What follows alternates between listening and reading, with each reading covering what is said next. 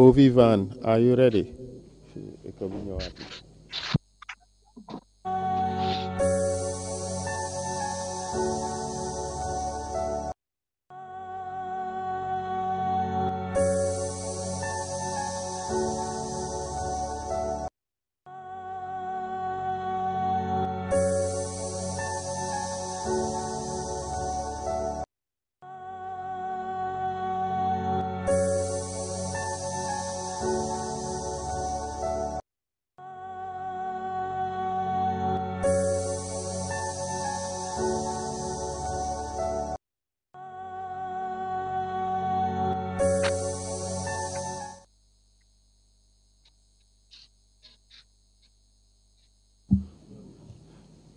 Good morning, everyone.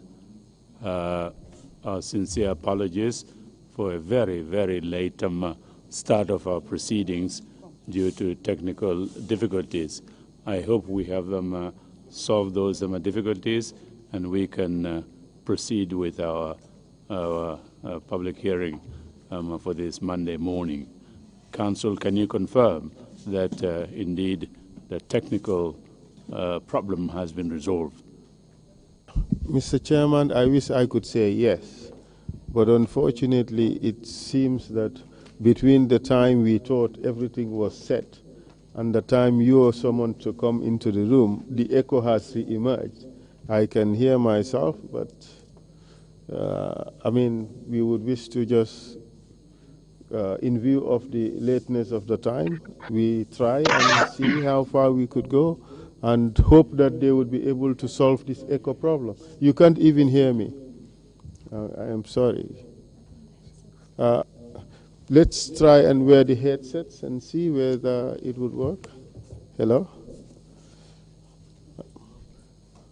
Maybe this is better. Is it okay with you, Mr. Chair? Okay. So we proceed accordingly. We wear the headsets and see whether it would work. Okay. Ovivan, can you show us the witness, please?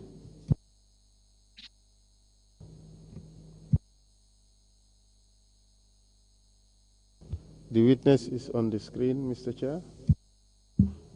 Thank you very much. Before we get to the witness, shall we start our proceedings with the usual offer of prayers from our religious leaders. Imam Jallo, you have the floor, and welcome back. Glad to see you. I hope all went well at the hospital. You're okay now? Thank you. Thank you. Thank you, Mr. Chairman. أعوذ بالله من الشيطان الرجيم بسم الله الرحمن الرحيم الحمد لله رب العالمين الرحمن الرحيم مالك يوم الدين إياك نعبد وإياك نستعين إهدنا الصراط المستقيم صراط الذين أنعمت عليهم غير المغضوب عليهم ولا الضالين الحمد لله هدينا لهذا وما كنا لنهتدي لولا أن هدينا الله الأول والآخر والزاخر والباطن يا ربنا لك الحمد كما ينبغي وجلال وجهك وعظيم سلطانك وصلى الله على سيدنا محمد خاتم النبيين وإمام المرسلين سبحان ربك رب العزة عما يصفون وسلام على المرسلين والحمد لله رب العالمين. Thank you very much, Imam Jallo, for that. Bishop, you have the floor, please. Thank you, Chairman. Let us pray. Gracious and eternal Father, we continue to thank you for your goodness, your mercy, your compassion, and your love towards every human being throughout the whole face of the world. We thank you for the people of this nation, the Gambia, and we continue to commit the sittings of the TRRC as we seek to bring out the truth and also to bring about reconciliation, and also to pray that by your healing power, all those who have been hurt will be healed, and each and every one will have the spirit of forgiveness. And Lord, that you will make the necessary reparation provided so that all who needed to have these assistance given, it will be done. This we ask through Christ our Lord. Amen. Amen. Thank you very much, Bishop. Counsel, can we continue with our proceedings? Is the witness ready? Yes, Mr. Chairman, the witness is ready. And perhaps before we start with the witness, may I ask for directions here, Mr. Chairman? Normally, at this time, we would have taken our first 30 minutes break. But obviously, we have had enough break. We haven't done anything yet this morning. So perhaps may I suggest that we go on until 1 o'clock with this witness. Then we take our break up to 2:15, and then we resume 2:15 to finish with the witness. If that is agreeable, we proceed accordingly. But otherwise, I stand guided by you, Mr. Chairman. Agreed, Counsel. We will proceed accordingly. And witness, we're terribly sorry. I understand you had worked at night and had to get up very early in the morning to be part of these proceedings. But let's proceed accordingly, as suggested by you, Counsel. Thank you very much, Mr. Chairman. Mr. Ba, can you hear me? Yes, sir. Yes, I can hear you, sir. Once again, we apologize for keeping you up to this hour. No worries, man. I know you have waited for a long time for this. So today is your opportunity to testify before the Truth, Reconciliation and Reparations Commission. Let's start with the formalities. Can you repeat after me, please? Sure. Say, I, Abdul Ba. I, Abdul Karim Ba. Hereby affirm that I will speak the truth. Hereby affirm I will speak the truth. The whole truth. The whole truth. And nothing but the truth. And nothing but the truth. Thank you very much, Mr. Ba. What are your full names? My name is Abdul. My middle name is Karim. My last name is Ba. Or you call it surname in the Gambia, Ba. What is your date of birth? I was born March 25th, 1971. Where were you born?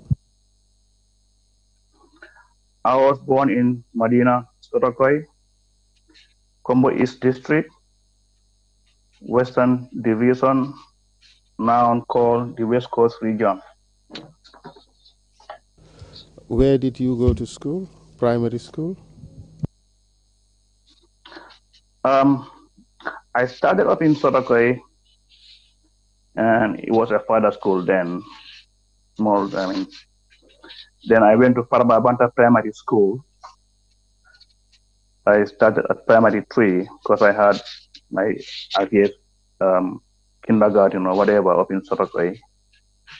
And I started my common entrance examination 1984-85 academic year. I proceeded to Gunjur Secondary Technical School, where I graduated in 1989. Did you do any further education? Yes, in 1990, I enrolled in the Gambia Technical Training Institute called the GTTI, but I didn't proceed long with that career, and I happened to join the Gambia National Gendarmerie in 1991. Can you tell us the duration of your training at the Gambia Gendarmerie? I believe it was 18 months. When did you complete your training?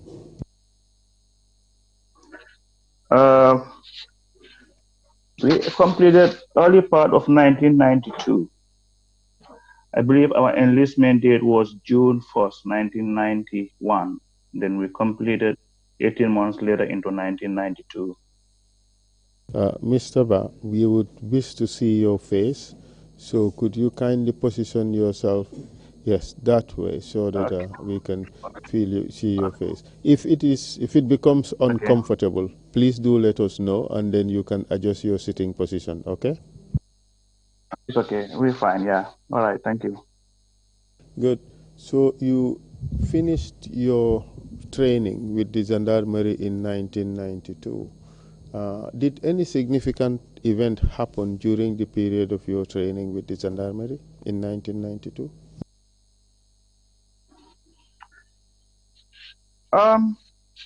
Yes. Before we passed out, which is the end of the training, I believe it was just before the 1992 independence celebration. While we were at the training school, we were the ones that were supposed to do the march past at the Independence Stadium. And we were having a rehearsal, about the march past in the field. This particular day, I remember them sounding the alarm, which is like an emergency alarm, a siren in the barracks. And whenever that gets activated, we all head to the headquarters, where that's where the armory is, and then we will brief according to what the mission is. This particular day, when that happened, we left the parade ground where we were having the training, and we all went and assembled at the armory. And we were issued ammunition. We had our arms, which is the AK-47. But since we were on just doing a rehearsal, we didn't have ammunition. So we got issued with ammunition, and we were taken down to the Denton Bridge this particular day. Because there was a mutiny that happened from the National Army. And I believe, if I remember right, that would have been the second time it happened. So we were sent to the bridge. We went over there and tried to secure the bridge. Which I remember when I was at the training school, under the advice of the Turkish, we were taken down to the bridge to fill up some barrels with sand, just in case there is a situation to use that to block the bridge. This particular day, when we got there, we used those barrels and blocked the bridge to prevent any further vehicle traffic. And there was a chain with a padlock. They locked the bridge. When these soldiers that were on mutiny arrived, there was like discussions. Either should they, be let pass to go towards Banjul, or should we be able to contain them and stop them right there? Our officers had the negotiation. We were under the command of Captain Hussein Nyang, with a twice of Lieutenant Keba Diba. We call him manpower. During the negotiation at the bridge, we split. We had few people stay behind, and the rest of us under the command of Lieutenant Keba Diba had to pull forward. I believe, if I remember right, it's called Wadna Beach. That's a hotel right before Mile 2 Central Prison. And we had to go over there and lay an ambush, just in case they want to force their way through. But But thank God, for some reason, whoever was doing the negotiation, which I believe probably Captain Yang was over there and some other officers, had it contained. So they never proceeded to get into our ambush. Thank you very much for that information. Do you recall the exact date this event took place? No, I don't remember the exact date, but I know it was before the independence celebration, right before the 18th of February. Of which year? Of 1992. Prior to your deployment to the bridge, were you given any briefing at the Fajara Barracks? Yes. The briefing we were given is that we have a mission to go accomplish and we have to, hold on to the bridge. And with that, we had Captain Usainu Nyang, our commander, and Lieutenant Kebarin Diba as, TRRC. Apart from your AK-47 rifles, did you carry any other types of weapons? That particular day, no. We only had AK-47. Could you recall the size of your deployment? It was the platoon that was in the field. So I believe it's around 33 people plus the officers and the NCOs that went with us. So approximately about, I would say probably 40 or less personnel. And that would be a company, wouldn't it? Yes.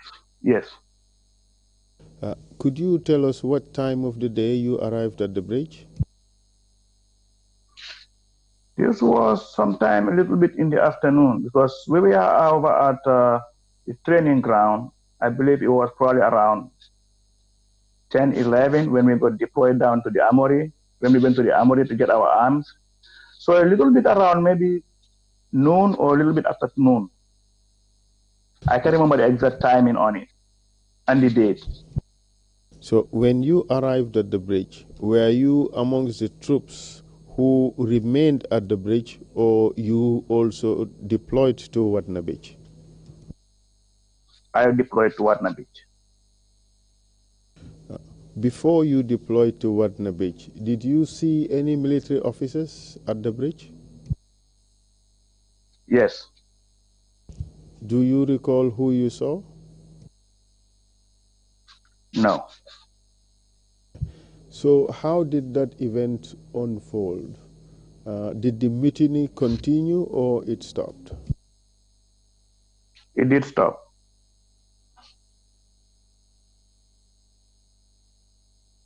And your belief is that it stopped because of the demonstration that occurred there?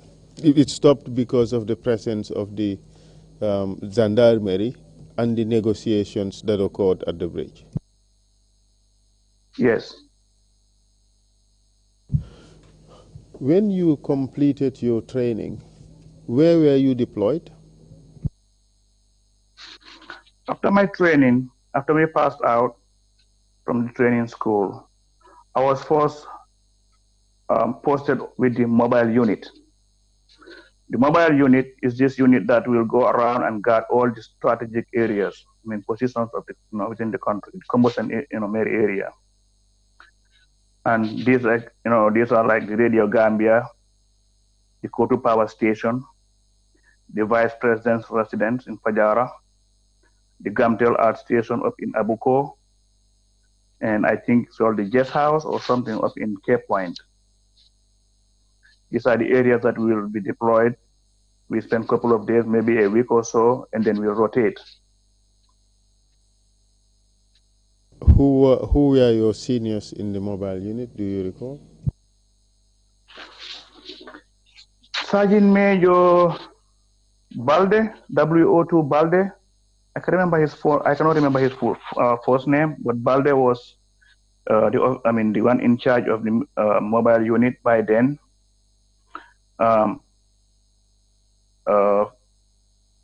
Assisted by, I guess, his Senanjai, who was a staff sergeant or a WO2. I cannot exactly remember their ranks at this moment. It's been too long.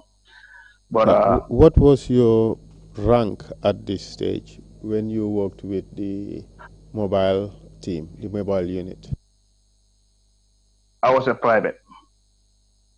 Did you continue with the mobile unit for much longer? Couple of months later, I'll say about 3 months later, around there, and then I was moved from the mobile unit to the armory itself. I was posted at the armory to be the armory clerk under Sergeant Major W02 Jamme and Staff Sergeant, I believe his name was Sirif Sanyang. And thereafter, what happened to your career?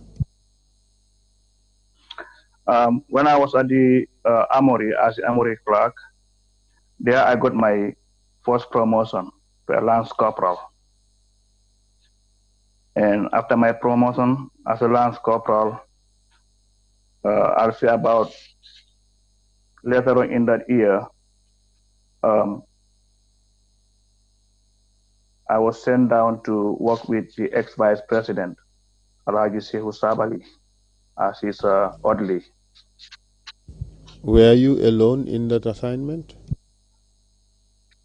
No, we had a sergeant whose name is Sergeant Abakoli, and I had a corporal, Ansumana Mane, and I was the lance corporal. It was three of us as like the vice president. What were your responsibilities during this period? Our responsibility, I'll say our, because it was three of us. So we basically alternate. Me and Kopul Mane will alternate. We'll have 2 days on and 2 days off, which is on Monday and Tuesday, if Mane goes to the vice president's residence, he travels with him to the state house for 2 days. After he's done with his shift, I'll take over, I'll do my 2 days. So basically, we get up in the morning at Fajara Barracks. We travel down to the vice president's residence in Fajara, wait for him to get ready, and escort him down to the state house, which, that's where his office was, and stay with him during his official hours. When he's done with his work, we get off, then we head back to his residence. Once we get to the residence, we go to leave because the sergeant, who is Abakoli, stays over at the residence with him until when it's bedtime. Then he gets off and then he goes back, to his residence in Fajara Barracks. But then we have a unit that was stationed inside the residence itself, which is under the mobile unit. If you remember, I explained when I talked to you about the mobile deployment. That was one of the places that we guarded 24/7.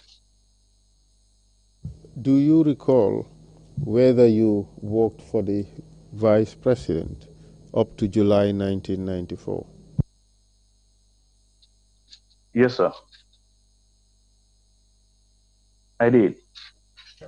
Can you recall July 21st, 1994? Yes, I do remember July 21st, 1994. That was the day that I was supposed to work. But for some reason, I got sick. I think I had either malaria or something. So I communicated that to my sergeant and my corporal. Corporal Mane took over that day, the 21st. He went, to perform duties with the vice president. And then the next morning. Yes, go ahead, please. Okay. Then the next morning, which is the 22nd of July, I went to duty. I went to the vice president's residence and did our normal routine. What time did you get to the vice president's residence? I normally get there a little early because somebody he won't wait. You have to be there on time. I believe I got there, it was around maybe 7 a.m. to wait for him, because we normally leave the house about 7:30. By 8 o'clock, 8:30, we are at the office, somewhere around there. So on this particular occasion, what time did you arrive at State House? I'll say about 8 o'clock, maybe 8:15, 8:20, around there. Can you tell us what happened when you arrived there? Yes. Normally, when we get to the State House, we get to his office. He goes into his office, and I'll come and talk to the secretary. And the secretary, normally they have a list of his daily schedule. So I'll have a copy of it. That way I can tell who is coming at what time to go, to see the vice president. So that morning I went in, did my normal routine, talked to the secretary, got my list. I knew who were coming in. The first appointment was the Americans were in the country. The United States Coast Guards were in the country by then. And they were the first people. They were supposed to have a meeting with the vice president and the minister of defense that morning. That was his first appointment. But then, while we were waiting for that appointment, I had a handheld radio. And my handheld radio, I can hear communications coming through the radio that there is a movement of soldiers, coming out of Yundum Barracks. So I left my chair, where I sit by the door, opened the door, went inside, and informed, the vice president of what I heard on my radio. And he acknowledged that he already knew about it. So I said, okay, now how he knew about it, I'm not sure. Maybe somebody called him because he had a landline, or maybe they had a device, a panic button or something. I'm not sure. But he acknowledged to me that he knew about, what was going on. And he told me to bring in his appointment, which is, the Americans, as soon as they get there. At this stage, I said, okay. Did you see any other Gambian official at the State House?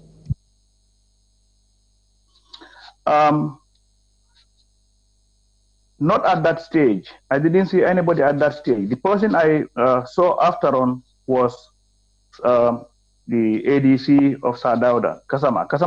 Captain Kasama did come in to the office, but that was when the Americans were already there. So can you give us a good chronology? After you informed him of what you heard on the handheld radio, he told you that he was already aware of it. What happened next? Then when the Americans came in, I let them in. They went to the office, and then Kasama came in after the Americans arrived. Do you know who inside. these Americans? Excuse me, I'm sorry for speaking while you were also speaking. Do you know who these Americans were? I did not know their names, but I understand they are from the U.S. Coast Guards. And the one person that I knew and I recognized and I have seen before and I know who it is the then American ambassador, Mr. Andrew Winter. How many of them came, if you can recall that?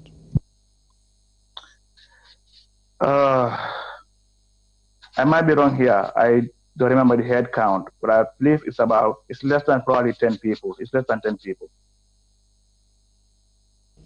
Do you recall what time they arrived? I'll say about 9-ish, 9-ish, 9:15, 9:20, around there. While the Americans were there, did you see any other Gambian officials? I know you did indicate that Captain Gassama did come into the office while the Americans were there. Can you pick up your story from there? Yes. So when Captain Kasama came in, he went inside a little while, then he came back out. And normally there's a back way getting into the offices, which is like a little hallway. You go to the stairs to go to the first level. Second level, that's where the vice president's office is. Then you have Sadauda's office above us. So when that happens, normally that's the way we go when we are going inside Sehu's office or coming down. But then this particular time, when the Americans were already there and Captain Kasama came in and left, the vice president, and the Americans that came in, they came through the front door, which is where I sit next to the secretary. So we had to walk, towards the elevator. I guess not the elevator. A front steps, it's on the other side, different from the steps in the back that we usually use to go down. So we went down. We went to the residence of Sadauda because he was not in office yet. Before this event happened, did you meet any other Gambian official apart from Gassama and Samali?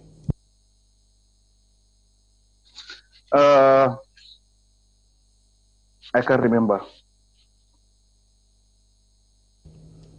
Okay, can you? The other officer, 1 second. Yeah, the other officer that was there was Kapul Ndao. Ofsewu had a police officer attached to him too, Ansman Ndao. He was also an officer, with us. Okay. All right. So with the Americans there, you left Sehu's office and you proceeded to Sadauda's residence, right? Yes, sir. Yes, sir. Can you continue with your story? Yeah, when we got to Sadauda's residence, we met the then RSS boss with Sadauda, whose name was Keba Sise. I believe he's late now, but he was dead Sadauda. And at that point, they convinced Sadauda to leave, for us to leave, to go to the, to the ship at port until they can figure out, what it is all about. Did but they at that tell? Point, always, Did this conversation happen in your presence? No. What happened in my presence? I was standing at the door. Shehu, Sadauda, were inside, his room. Captain Kasama was there at this point. So when the conversation happened to pursue Sadauda to the ship, I didn't know who he was talking to, or who talked to him about moving. Is it Sabali, is it Kasama, or is it Keba Sise? I'm not exactly sure who told him, to move down to the ship. But after they got done with their conversation with Sadauda, I was the one that was tasked to pick up Sadauda's luggage. Sadauda had 2 briefcases that came in the day before from the airport. They were not even open, his belongings. I carried those 2 suitcases down to the vehicle. And I had to put those suitcases into Andrew Winter's vehicle. He's the one that rode with Sadauda in his car, leaving the State House. So essentially, you do not know how the decision to evacuate State House and go to the ship, you don't know how that decision was taken?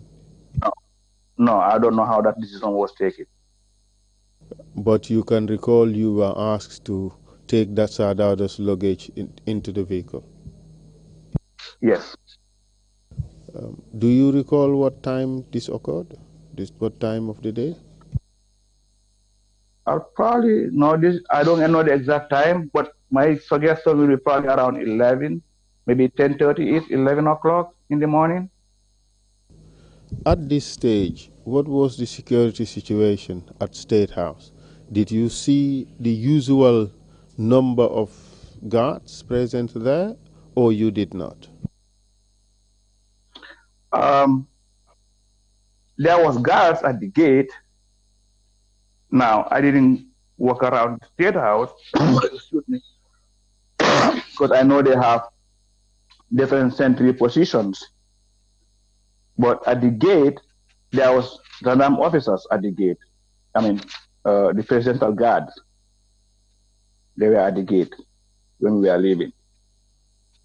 From what you saw, was the size of security presence at the State House, was that normal, or did it appear abnormal to you? You know, I couldn't tell. Like I said, the only time I don't mingle with the guys at the State House much. So they have their strategic locations. They have their sentry positions inside the State House. Basically, the only people that we have visibility of seeing are the people at the gate. When we come in, they open the gate, we go in. When we are leaving, they open the gate and we go back out. So those are the people I can attest to that I have seen people there. Now, within the State House itself, I'm not sure of how many personnel they have on the ground. There was people at the State House. Fair enough. So you've brought the luggage into Andrew Winter's vehicle. What happened thereafter? Vehicle, yes. Then myself, Sabali and Dow, I believe the vehicle that took us to the port was a Nissan Pathfinder. We did not use Sehu's official vehicle. Sehu's official vehicle was a Mercedes-Benz. We did not use that vehicle to go to the port. We used a different vehicle. So once we get to the port, we boarded the ship, and at that point, I was monitoring my radio communication, and at this point, I had somebody mention Lieutenant Yaya Jame on the radio, and I called on the radio to try to get to see if I can talk to Jame himself. Why did you do with that? the intention? Well, because I had his name on the radio. At this point, I don't know who was involved. I don't know who was doing what. But since I had his name and I knew Jame was the military police officer, if something happened, supposedly he's the one that's supposed to police both the army, I'm the armed forces, us and GNA, the military police will police us. So my intention was to talk to Jame and find out what was going on. Maybe I'll have him talk to one of the authorities, because at this point there was no communication. Not that I know of. I cannot see any visible people making phone calls or anything. So, but at this point, when I made that attempt several times, and AIG Ibrahima Chongan at that point came on air. He came on the radio and told me radio silence. What does that mean? He said at that point, radio silence means I need to get off the radio, not to call, because our signals were compromised already. They had already taken over Fajara Barracks, where our signals are. So at that point, whatever I communicated, they were hearing me.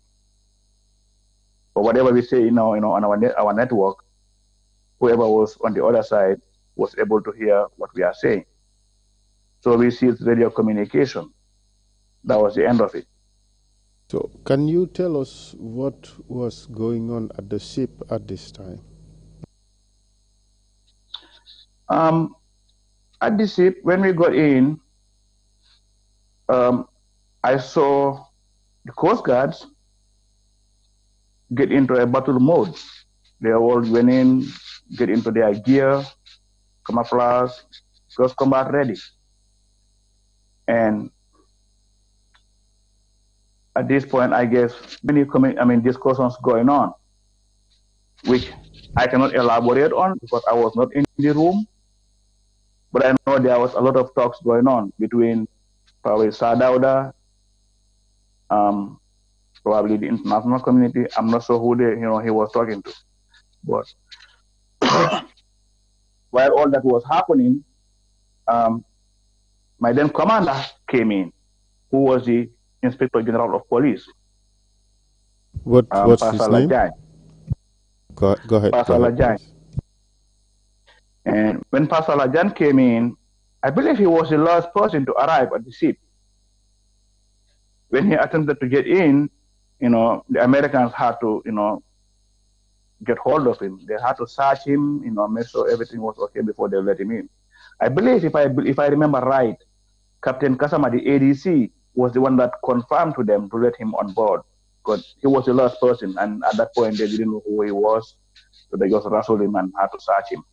Captain Kasama gave him the go to let him go because he was part of us. So this happened. We were in the ship. All that day, negotiations, I guess, were going on. And were you privy to these negotiations? No. Like I said, I'm not where they're having negotiations. I know Sadauda was probably talking to other people. Shehu was there. Alagi Shehu Sabari was there. He was probably talking to other people too. But when they talk to whoever they were talking to, they were going to a special room. It's not like open in the cabin, talking like that. No, they had a room that they were going in. And I was not in that room. So what they talked about, I cannot tell. Do you recall which other senior officials were present on board? The senior officials, the Gambians were Sadauda, the Vice President, Shehu Sabali, the then Finance Minister, I believe he was Bakari Bunja Dabo. On the military side, I say Captain Kasama was there. I believe Kababajo was there. I can remember his rank by then. And I know I was there myself. Kopunda was there, the police officer from Sales Oddly. And Sergeant Jame, he was the inspector, I believe, in the police force. He was also there.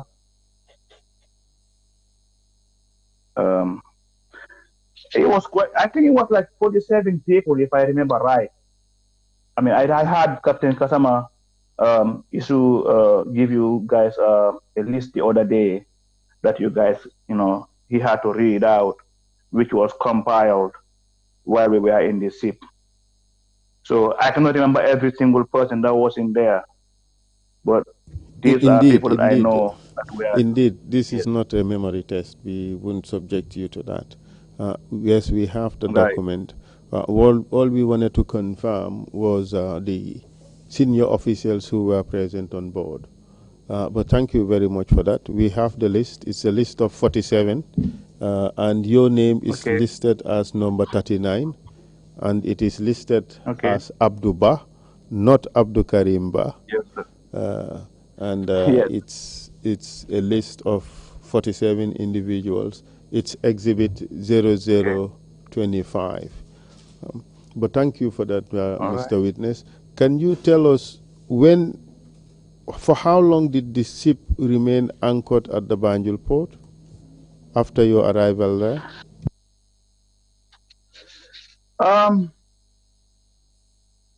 Again, I don't remember the exact timing, like to the dot to the hour, but I remember we've been there for a little bit, and then we had to move. They moved the ship down right across from the State House. And we are able at that point to even see movements inside the State House. The Americans, they had very good binoculars mounted on their ship, and we were able to, to see through those binoculars to the State House, like the movement that was going on around there. I mean, at what stage? Yeah, we had to move. At what stage did you leave Gambian waters for your next destination? I will say, I think it was on Saturday, sometime in the afternoon. We left Gambian waters, but we did not get to Senegal until the until that Sunday evening. Now, while we were in this ship, let me just mention this before we go to Senegal. Remember, Andrew Winter, the American ambassador, was on board with us. I believe it was on a Saturday morning, the next day, that the U.S. Coast Guard had to bring him back. They had smaller boats that they had to put him on and bring him back to Banjul. Then when they got back to the ship, that was when we left Gambian waters to Dakar. When did you arrive in Dakar? We arrived in Dakar in the evening on Sunday. Can you tell us what transpired when you arrived in Dakar? When we got into Dakar, the Senegalese officials picked us up from the port, and we were taken down to Residence Medina. Now, Residence Medina is where Sadauda and his aides were staying that had traveled with him. Myself, the Vice President Alhaji Sehu Sabali, Kopul Ndao, and Sumana Mane, excuse me, and other officers, we were taken down to Hotel Sofitel, also known as Hotel Teranga. That's where we were lodged. So we spent the night at Hotel Teranga. Did you remain in Senegal thereafter? No, actually, I did return the next day. Can you tell us how that happened? The next day in the morning. Can you tell us how that happened? The next day in the morning. Yes, the next day in the morning, myself and Couple Asmana Mane decided that we wanted to go back to the Gambia. And so we approached, Honorable Sehu Sabali to let him know that our intention is to go back. And he said that was okay. But then remember, we didn't have any money to buy a taxi or anything, taxi fare to Gambia. So me and Couple Ndao and other officials, I guess, that went back, we all had to go to the Gambian embassy in Dakar. I believe we were given 5,000 francs. By that you mean 5,000 French francs? Yes, 5,000 French francs.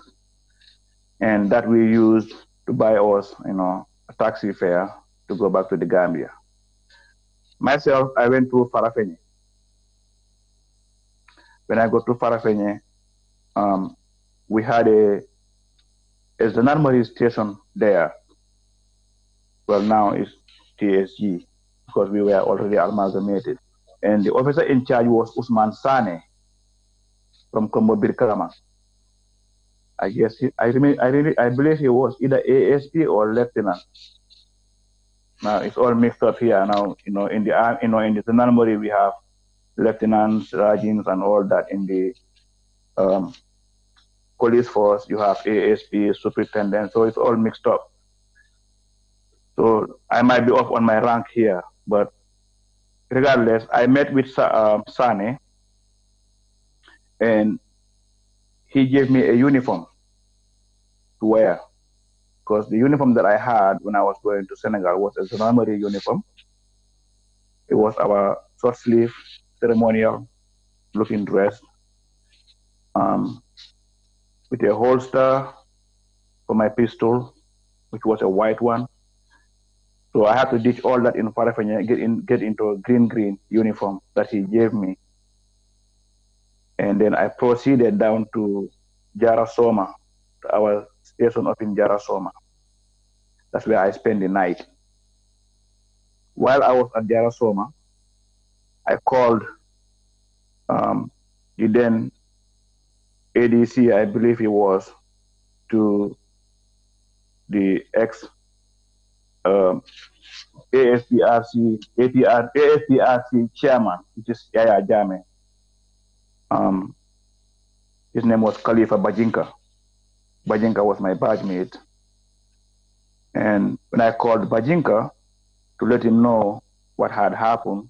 But now I'm back in the Gambia, and my location at that moment was I was at the station in Parapeni. I mean, not Parapeni, excuse me, Jarasoma. So Bajinka advised me to go back to my unit in Fajara Barracks, which I said, okay. So I went back to Fajara Barracks. When I got there, I went and talked to my sergeant, who was Abakoli. Remember, he was my sergeant when I was at Sehu Sabalis. It was me, Baji, me, Koli, and Mane. So I went back and reported to him. I told him I'm back. So what's next? He told me go spend the night. I believe this was on the 26th when I got to Fajara Barak in the evening. He told me to go spend the night and the next morning to report to headquarters. And when I do, I believe the then camp assistant commander was Lieutenant Powell. So I went back the next morning and I reported to Powell. Actually, he introduced me. Do you know his real name, Powell? I believe his name is Ablai Powell. Proceed, please. Lieutenant. So that morning, when I got to headquarters, obviously with Abakoli took me to him and told him that, this guy here is Abdul. He was working under me, the vice president. With the vice president, he left. Now he's back to join his unit. At that point, Powell commented by saying, "Why did I let Sehu escape?" So I said, well, first of all, I was doing my job. I was doing my duty. That was my responsibility. And second of all, nobody called me or informed me of anything that is in plan for me to be able to restrain Sehu. So that being the case, I was doing my job. That didn't go down well with Powell. Did he say or do anything as a result of what you told him? Yes. I was locked up in the guard room for a week. Was that a punishment, wasn't it? Yes, that was a punishment. I was locked up in the guard room for 1 week. Then after I got released from the guard room, they start sending me down to duties. Again, we'll go down to Radio Gambia, the Central Bank, and the NIA headquarters. This was guard duties this time. This was guard duties this time. Yes, it was guard duties. Proceed, please. And at these guard places, I was being deployed to go to guard, but I believe it was a week or so, or maybe more. I can't remember the exact time that it stopped. But they were giving me a rifle to go to duties, but I won't have any ammunition. So I'll have an empty rifle, and then they'll tell me you're going to Radio Gambia, or you're going to the Central Bank, or you're going to go down to the NIA headquarters.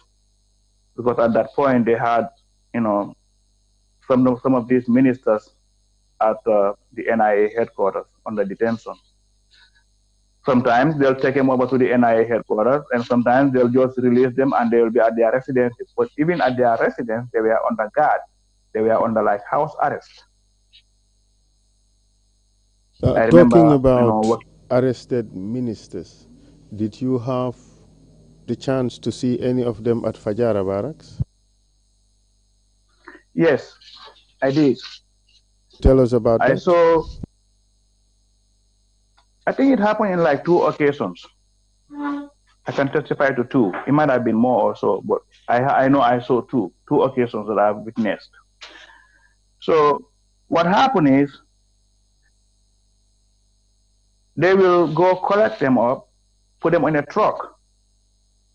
And when they come in, they'll go take them down to the camp commander's office, which was at the headquarters. So when they're at the guard commander's office for a little bit, and then they'll come out. The first time I've seen them taking them out back again on the truck and leaving. Now, the second time, something weird happened,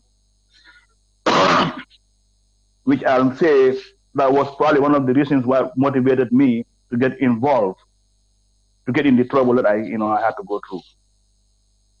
Could you tell us about it? That was turning point.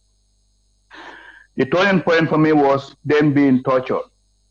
Who was being tortured? The ex-ministers. Can you tell us what happened? The ex-ministers. Okay, they'll bring them over. They'll have a meeting with them at the commander's office. This one second time, the last time I saw them, I saw it happen. After they had the meeting, they came out, and right there, at the headquarters, they start beating them. And when I said they, I mean the council members will be at the headquarters. Now, these council members that were at the headquarters are: one, the then vice chairman, Sana Sabali; two, Lieutenant Edward Singate; three, Lieutenant Sadibu Haidara; four, Lieutenant Yankuba Ture. Now, remember, all these officers had a group of soldiers attached to them as orderlies or guards. So they just released their boys on these people. They used, in Fajarabara we have the neem tree. We had the neem trees in there. So they cut the branches of the neem trees and just go at these elderly statesmen. Just beat them to the point of, I couldn't watch it. So this one last time that it happened, while they were doing that, I witnessed something which I think I should bring up to the, to the TRRC. I believe that would have been the first journalist, if you may ask me, that is a victim of the AFTRC. And his name is Abdullah Savage. I believe he used to report for the Daily Observer. He came in, he saw what was going on, he took pictures with his camera. But he was spotted by the council members and their guards. They chased him down. I remember them catching him right in front of the guard room. Whatever they did to this guy, they should have just killed him. It would have been a lot better. Can you tell us what they did to him?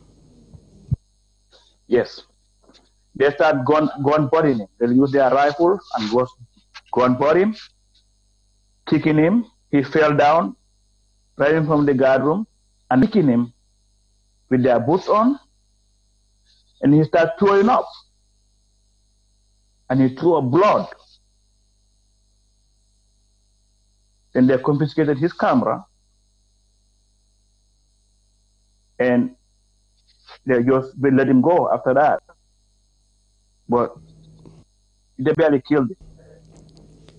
On this particular occasion, and later on, yes. just allow me, Mr. Witness. On this particular occasion, were members of the council present? Yes. They were present. At this stage, when this was happening, where were the detainees? The detainees were with the other people. They had too many people. It's not just few, Sana Sabali had his group, Edward had his group, and Yankuba Ture, and they all had their men.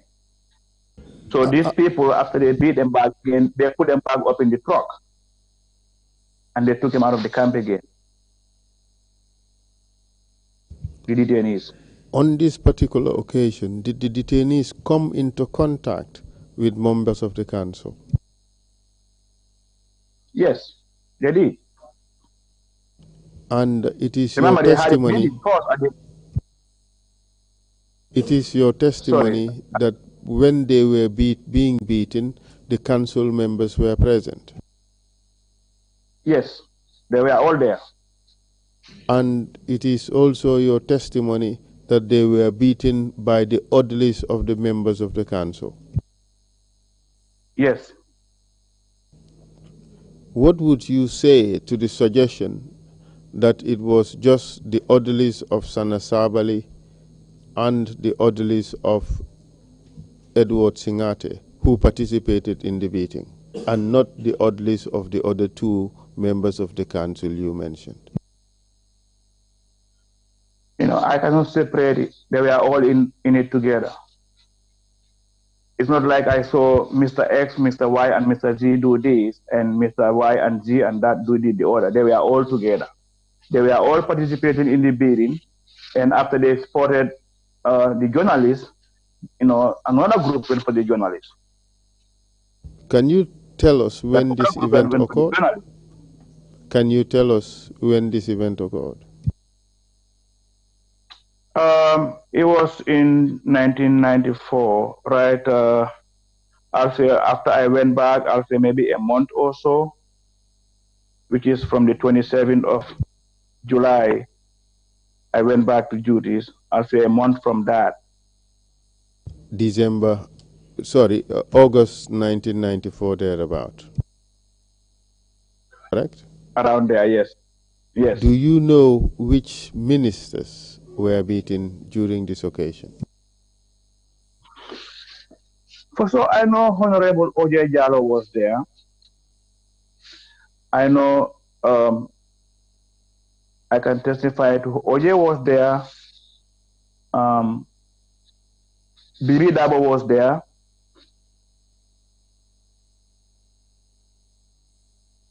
Now, I don't remember the other ministers. I know at the headquarters of the NIA was a different thing. They were, the people I remember over there was Lamin Kitty Jaba was there.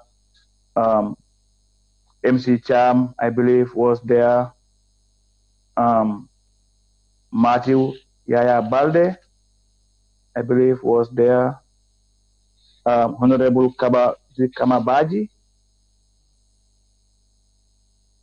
Yes, Mr. Witness. Let's separate these two incidents. At the NIA or the NSS premises at the time, were the ministers who were present there ever beaten? Not that I saw. Not at the NIA. Good. The beating happened only in Fajara Barracks that I witnessed. For the Fajara Barracks, the incident that you described involving O.J. Jallow, didn't that happen in 1995?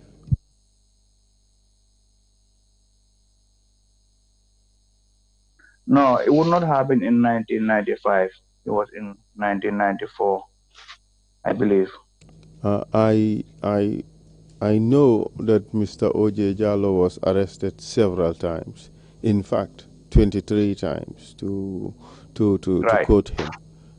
But the incident, he has testified before the commission, and the incident that he described, in which he said he was tortured at Fajara Barracks, occurred at a point when about 46 people were detained together with him.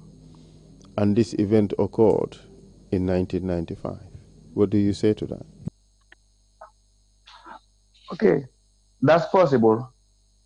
That's possible. Is it possible that you may be mistaken as to dates? No, I don't think I'm mistaken by dates, because I got involved in the November 11. November 11, 1994, that's when I got arrested. So in 1995, when the year turned to 1995, I was in detention. So I wouldn't know, the torture that happened in 1995. That is fair enough, and I think you are right when you said that.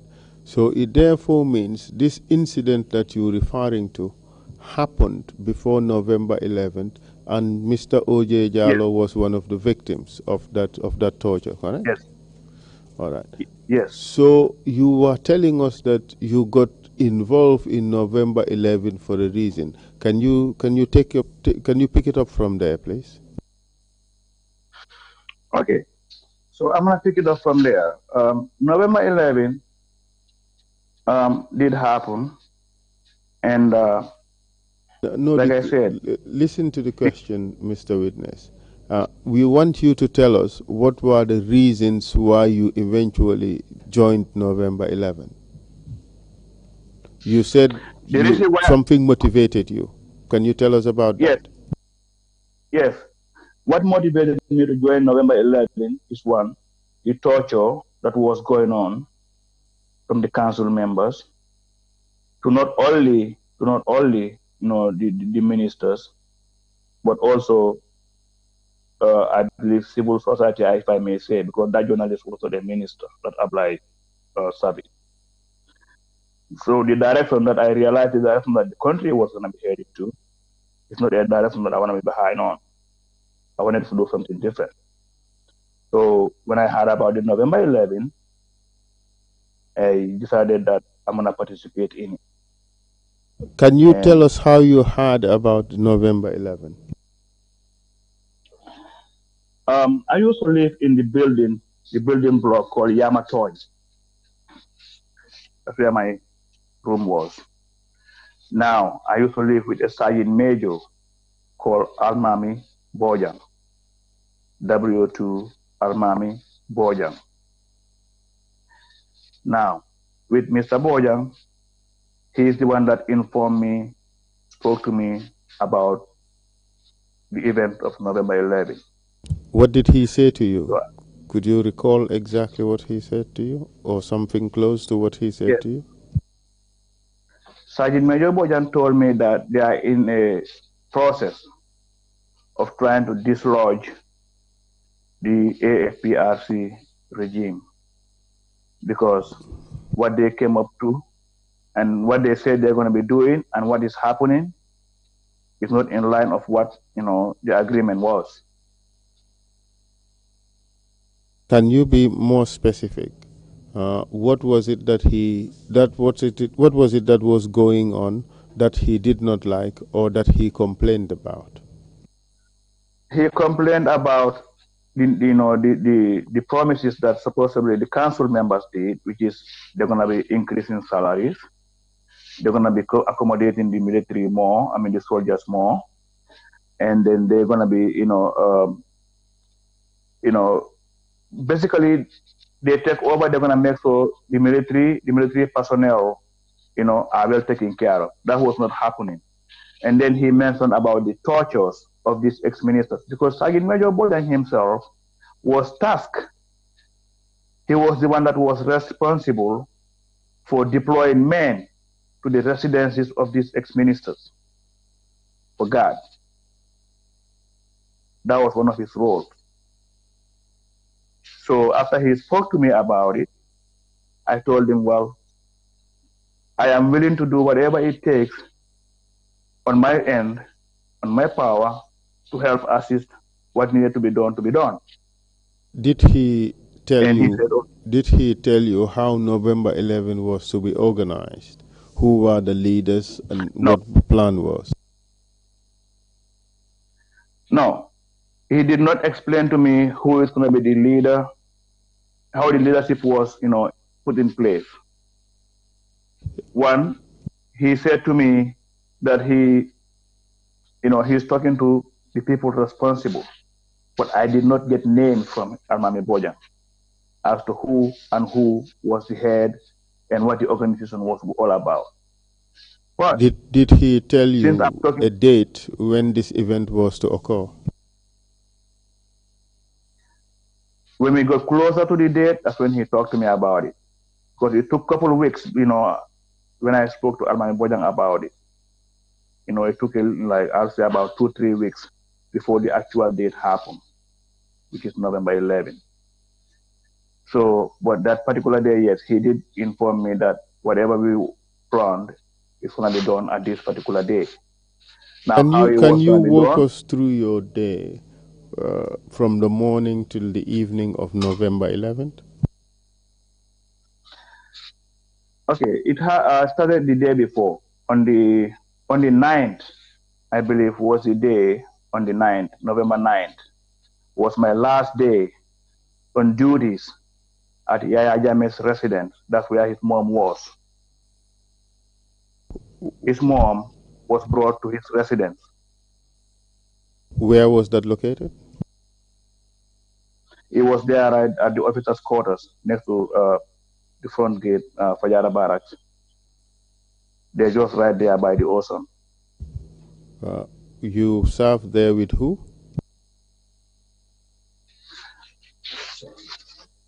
I don't remember the exact names of the guards right now, but it was 3 of us that was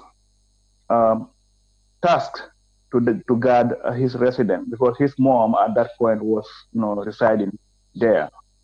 That was his quarters before he became the chairman of the council. So after they did the 22nd July happen, he brought his mom to his residence, and that's where the old, the old lady was staying. So on the 9th, when I got off work, I was supposed to be taking my 2 days off.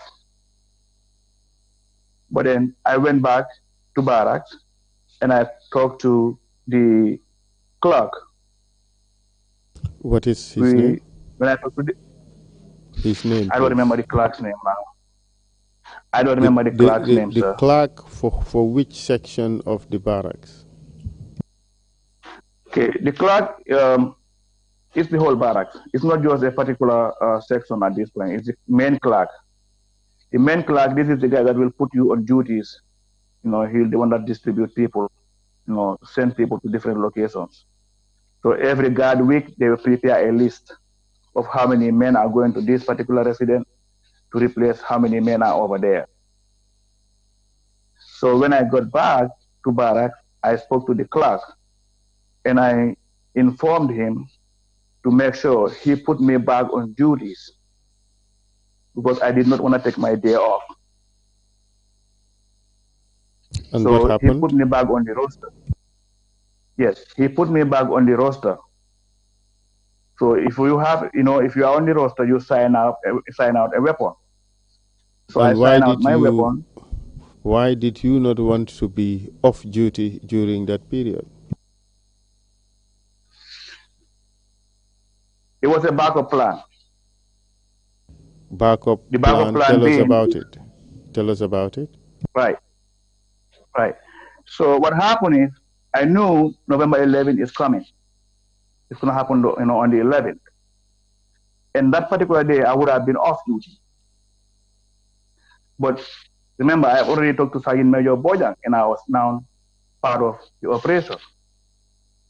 So since I knew the date, and it was going to fall into a day that I'm supposed to be off, I asked the clerk to put me back on paper, on the list, meaning I'm still on duty.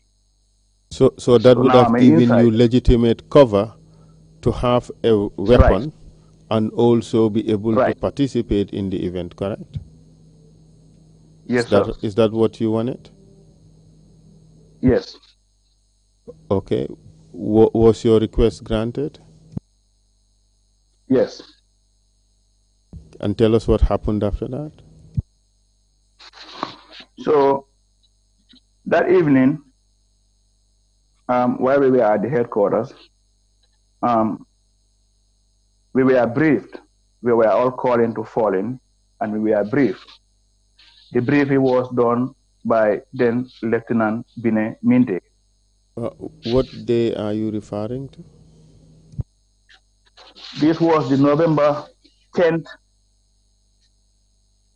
around 8:30, 8 o'clock, 8:30 at night, on the 10th. And what were you told during that briefing? We were told that the operation is about to happen that night. Operation that, the November 11 attack, the coup plot that we had in place, was supposed to happen that night. So after the briefing, we had to, put logistics together. So can you explain what that means or what it entails? It entails by putting the necessary equipment together to help to start launching, the event at a given time. Tell us about it. Almami Boja. Yes, my sergeant major Almami Boja at that point tasked me to help in the armory. In the armory, at this point, by putting weapons together. They had, I believe, was 4 vehicles, 3 Land Rovers, and I believe it was either a Toyota or a Nissan pickup truck, a blue one, that Almami Boja was driving at that point. I went into the armory. The people I was assisting in the armory were Madike Fowl and Mustafa Fowl. So myself, Mustafa Fowl, and Madike Fowl were in the armory putting the weapons together with the ammunition to put them into the vehicles outside that was supposed to be deployed to various locations, which is to the council members. There was one that was supposed to go to Sana Sabali. There was one that was supposed to go to Edward Singate. There was one that was supposed to go to Sadibu Haidara. There was one that was supposed to go to Yankoba Ture. What were they to go and do what were they going to do with Yankuba Ture or the council members you named? They were supposed to go capture them when they get arrested. Then, we'll have our new leadership in. Who was to do that? Who was to go and arrest them? They had different people assigned to different routes. Now with Yankuba, Edward, and Sadibu Haidara, I'm not sure who was tasked to do those 3, but I know Almami Boja was supposed to be the one that was supposed to go to Sana Sabali's residence. You mentioned 2 individuals, Mustafa Fall. What was his rank at the time? Yes. Class. I believe he was a corporal. Either a corporal? Yes, he must have been a corporal because he was one of the NCOs selected during from my badge to be sent to Turkey. It was him, I believe, Alhaji Jajanyas, and I think Kejao Ture. I can't remember them all, but there was about 8 people that I was in the same badge with that got selected to go to do a course in Turkey, like an NCO course. We had NCO course and we had officers course. So you cannot recall his rank at the time, but you think he was a corporal? No, I cannot remember most of our rank. Yeah. You also mentioned a person called Madike Fall. What was his rank? I'm not sure. Madike Fall was from the army. What was he doing there at the time? What was he doing at Fajara Barracks, Amori at this time? It was me, him, and Fall setting up the operation, which is putting the weapons together and the ammunition to the vehicle that was supposed to go to various locations.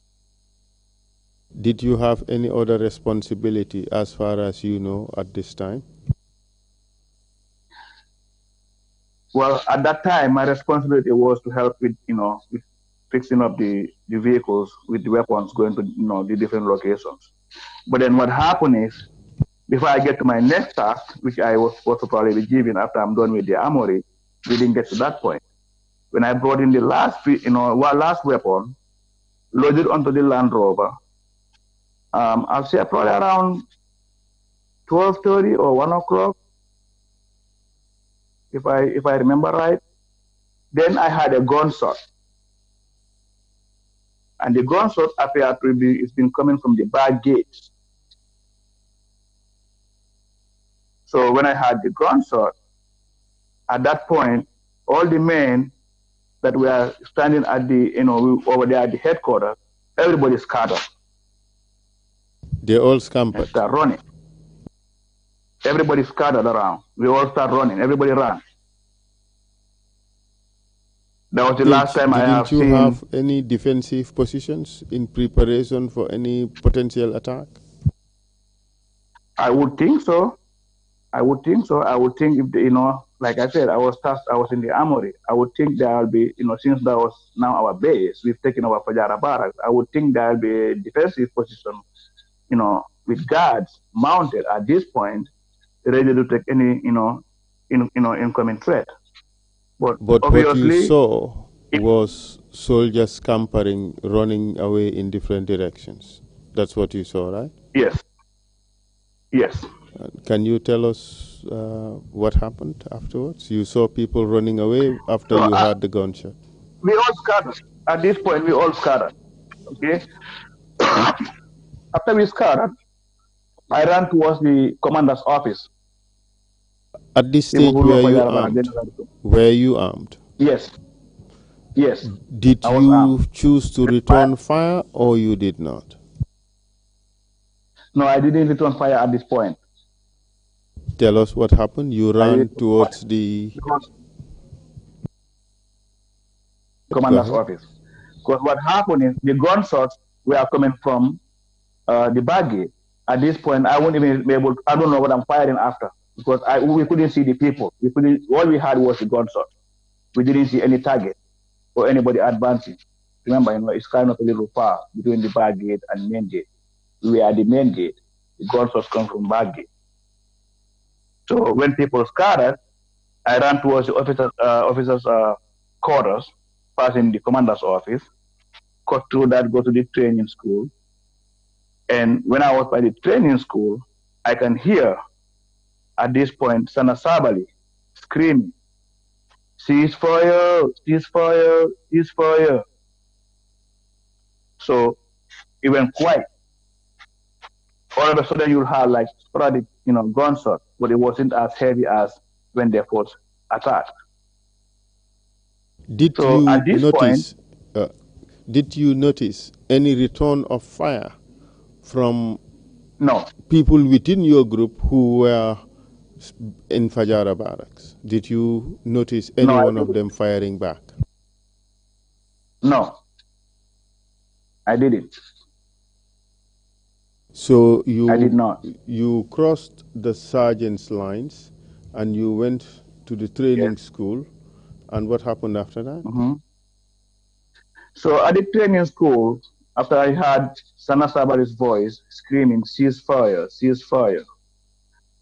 At this point, I can see people running, between the sergeant line, the residential area, coming towards the communication. Communication is just next to the training school, next to the pistol range.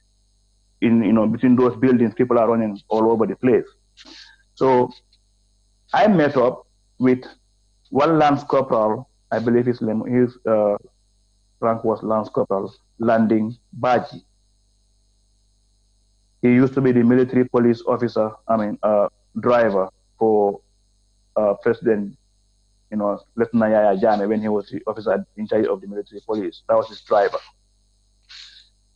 And I also met up with... Was this Landing Baji part of the friendly forces or was he part of the attacking party? He was part of the friendly forces. He was with us. He was with me. So you mean Yahya Jammeh's former driver in the military police also participated in November 11 to overthrow Yahya Jammeh few months after he had taken over be chairman of the AFPRC. That's what you're telling us, right? Yes, yes. Thank you very much, Mr. Witness. We have 5 minutes to the lunch break. Mr. Chairman, would the commissioners wish to ask any questions before we go into the lunch break? I'd be happy to leave it at this point and take it off from there after the lunch break. Thank you. Thank you, Councillor. I think you can use the 5 minutes. We'll hold questions until the end of the witnesses' testimony. So you can make use of the 5 minutes. Much obliged, Mr. Chairman. I'll now proceed with the witness. Can you tell us what happened after you saw Landing Baji? What happened after that? I saw Landing Baji I saw Katim Toure, and I saw Sergeant Nyang Kabare. Can you explain how you saw them? We were all heading to the same exit. The exit, there's a road that goes from around the pistol range behind the that building. There's an exit from the camp going towards Bakau New Town. So you were all That's where we running, met. heading towards the same exit. Same exit. Both So of when we you met up, armed, correct? yes, yes. But how do you know, or how did you know at the time, that that all three of you were friendly forces? Because we are all going to the same direction. And Baji, Kabare, these are people that we were all at the headquarters together that evening. So when you were asked to fall in at the early hours of the Yes. evening, at the time you received the briefing, did you see Sergeant Kabare, Katim Ture, and Landing Baji? Did you see them there? I saw Landing Baji, but I did not see Kabare and Katim Ture at that point.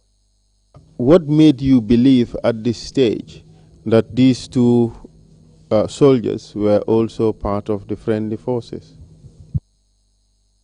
Well, like I said, we are all going to the same direction. And obviously, if there's anything, I would think, since we are all heading the same direction and we didn't confront each other, then I'll assume that we are all within the same, area. Because they didn't say nothing to me. Like, they didn't halt me. I didn't halt them. You were, Nobody halted, all of you were escaping Exactly. towards the same direction. Same direction, yes. And I'll for tell that, you, there was pandemonium everywhere. could you say that again, sir? I'm just saying, there was pandemonium everywhere. It's like everybody just disappeared. Did you have occasion to speak to any one of these three individuals? Yes, we did. After we went out of the camp, right about when we go to the main road, there's this road that comes from, it's a straight road that goes towards the intersection, then you turn left and you go towards the back gate of Fajara Barracks. What do you call that main road? It comes from like Combo Station, Kairaba Avenue, it branches up into Bakau New Town. But anyway, I think you know the road I'm That's the talking about. Bakau end, right? That's the road right. Or the Fajara right. end? That's the road. The The Bakau Bakau end. Road or the Fajara Road? The Bakau Road. Newtown Road, correct? Right. Yes. Okay. And what happened there? That's the road you will cross to go to the Independence Stadium, right? Yes, that's Newtown Road. Okay. So while we were approaching that, at this point, Baji, I knew him. We knew each other. Kabare and Katim, I did not know them. They were from the army. So at this point, we stopped. And Baji decided, he proposed to us that since, we are at this stage, we don't know what's going on, how about we just leave and go to his compound? Their residence is up in Manjai Kunda. So we said, okay, let's go to Manjai Kunda. But still, we didn't throw our weapons. We still had our weapons, our ammunition, and everything. And how many of you decided to go to Manjai Kunda? 4 of us. It was myself, Landim Baji, Sajin Kabare, and Katim Ture. At what time did you arrive at Manjai Kunda? I'll say about 7 in the morning. Did you come across any soldiers on the way as you were going to Manjai Kunda? No, we didn't encounter any soldier on the way. Mr. Chairman, it's 1 p.m. we leave it at that for the time being, and we resume at 2:15 or 2:30, Mr. Chair. Thank you very much, Council, and thank you, Mr. Abduba. We will take an hour and a half break and come back at 2:30. Thank you very much, Mr. Chairman. Okay. Mr. Ba, see you at 2:30, Gambian time. Gambian time. Okay, I'll be on. Yes, I'm looking at indeed. on my phone. Yes, So indeed, I'll be on. and I'll just leave it right witness there. we should have time to for breakfast. Oh, sorry. Oh. Yeah. If there are no other questions, we would suspend the meeting and resume. Adjourn the meeting and resume at 2:30. Meeting is adjourned. Thank you. Thank you.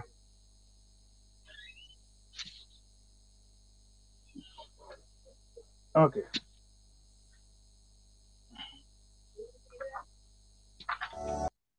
Yeah, why did you pick it up?